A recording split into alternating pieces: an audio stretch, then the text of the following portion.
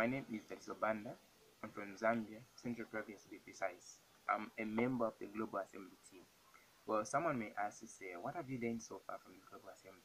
Well, there are a number of stuff that I've learned from interacting and deliberating on certain issues and stuff, especially on the part that has to do with climate change, ecological crisis, fairness, equity, power, Mother Earth, and the right it has. I remember during the deliberation on climate change and ecological crisis, there was this topic that we were dealing with, and we were asked the question to say, can you mention some of the parts or some of the side effects that climate change has done to you? One of my fellow Global Assembly members mentioned something that has to do with drought. He talked about how drought in the recent years has affected them. And to me, I really felt connected because in my home country, Zambia, we have also experienced drought in the past few years. After hearing that and after hearing what was happening during that time and how they had to do or how they had to help those who are affected by drought, I was really connected with what my fellow GMM. People's Declaration for a Sustainable Future of Planet Earth is a must-read document, or rather book.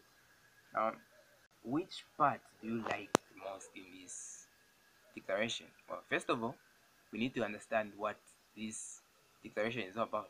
Well, the document, People's Declaration for a Sustainable Future of Planet Earth, is a document drawn out by people from different ethnic groups, different walks of life who come together, share their ideas and opinions on how to save Mother Earth and its life species that it sustains. Well, there's this one part that I like in it, and it's part 3. Now, part 3 talks about fairness, inclusion, and participation. Now, it has been observed that during the past years, and as at now again, the way decisions are made at a global level is not fair enough. And it's not fair enough in such a way that countries and companies that have power, they are the most who have influence on the decision making rather than those who are most affected by climate change. And it is also observed that the voices of those who are mostly affected, they are not heard out loud because they are afraid of voicing out.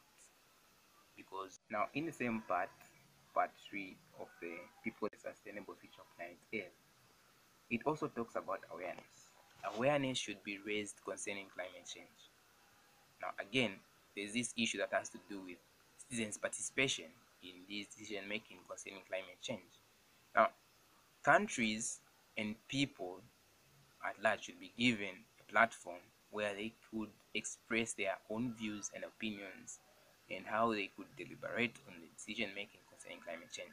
Just like the Citizens' Assembly, where people from all around the world, from different walks of life, are given a chance to voice out loud without fear of anything. Well, after observing COP26, I noticed that there are some countries that have taken a step forward to dealing with climate change. And it's surprising that one of our African countries, Kenya, it has taken that step. Now, you may ask yourself to say, what has Kenya done? Well, Kenya mostly depend on geothermal type of energy and solar energy. And after seeing that, it made me really happy, like, wow, these guys, they are serious about climate change. They want to save their people, not only their people, but they also want to protect each one of us. Now, during the COP observation, I heard an inspiring speech that was delivered from Kenyan President Mr. Uhuru Kenyatta. He talked about how climate change is a major threat to human beings, not only Kenyans, but most of the African countries. He talked of how climate change can affect our food security, our health, and so forth. I think the idea of bringing out people from different walks of life, having them and giving them a certain topic on which to deliberate on is a idea in such a way that it acts as a mouthpiece for the voiceless who may be scared to voice out loud or voice out their ideas and opinions. So to me, I think the Global Assembly is a nice step which all of us, we are benefiting from it. People from all around the world, each part of the world are benefiting. That's people from India, UK, USA, Africa, and China, and so forth. So I think the Global Assembly is really doing a nice job, which is helping everyone out there in one way or the other.